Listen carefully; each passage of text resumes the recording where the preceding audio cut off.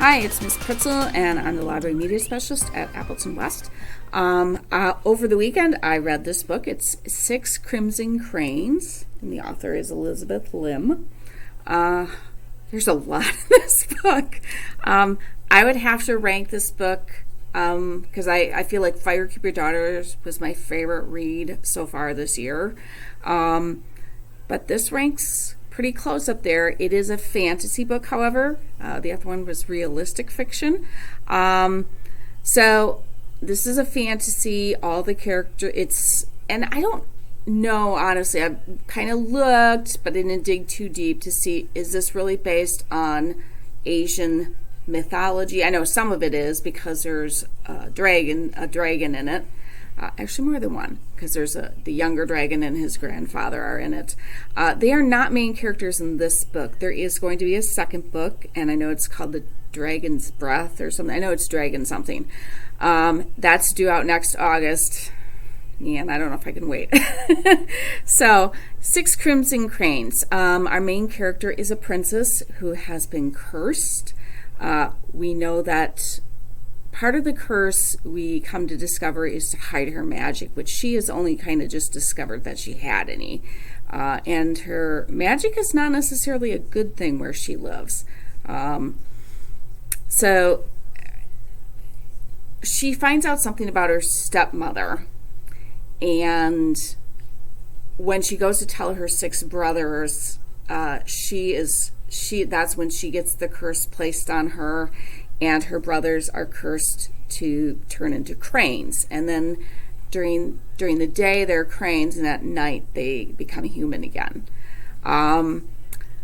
There's just a lot. Like I said, there's a lot in this. So before any of this happens, it starts out where she is going to meet her betrothed. So she is going to be, from the time she was little, it's been planned that she's going to marry the son of this Lord, and she's not happy. She doesn't want to move away from her family. She doesn't know this person. She doesn't want to be happy. This is a marriage of, convenience isn't the right word, but like treaty and alliance.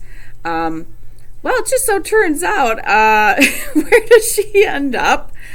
She ends up in the same place where this betrothed lives, but he doesn't know who she is because of the curse that's on her. I don't want to give away the curse. There's a lot of good just storytelling to this book, but also just the language that Elizabeth Lim uses. It's almost poetic in a way. Would be one of my words that I would use for it. It just, the story and the words and everything just flowed beautifully. The characterization, like I said, I can't wait for book 2, and it's not coming out till next August. So I was really excited, and I thought this was a great story. For younger kids, Grace Lin has been writing these When the Mountain Meets the Moon and all these other stories that I've always liked, but I said we're such a hard sell to kids. Maybe teachers could read it aloud to kids and the kids would love it. This one, I think, has enough fantasy characteristics that anybody who likes fantasy is going to love this. It just, like I said, it has action and adventure. There's good versus evil. There's all these things that I think a traditional fantasy lover is going to like this book. And like I said, I'm more curious now about a little bit more about Asian mythology and what are their folk tales and fairy tales and myths and legends about, to see how much of that is actually in the book, or what did the author use and not use.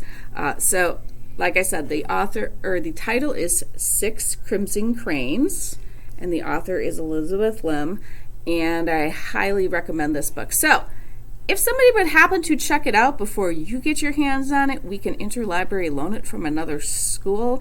And if fantasy is not your thing, well, if fantasy is your thing and this one's checked out and we can't get the interlibrary loan for you, I will find something else that you will like. I've been looking at what diverse fantasies and science fiction books for everybody. So come in and get this book, or I will help you find another one. Have a fantastic day and keep on reading. Bye.